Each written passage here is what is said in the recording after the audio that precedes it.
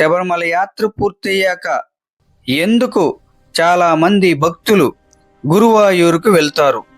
దీని వెనుక దాగిన రహస్యం ఏమిటి? ఇప్పుడు తెలుసుకుందాం.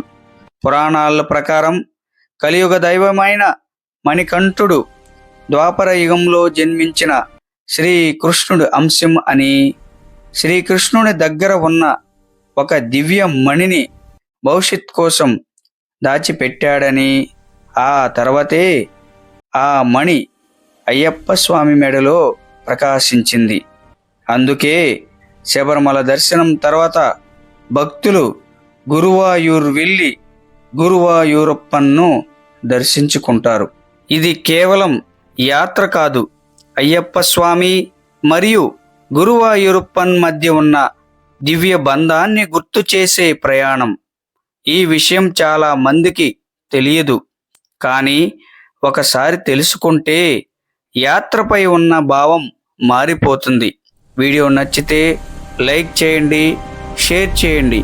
మరిన్ని అయ్యప్ప స్వామి మిస్టీరియస్ వీడియోస్ కోసం మన ఛానల్ని సబ్స్క్రైబ్ చేయండి.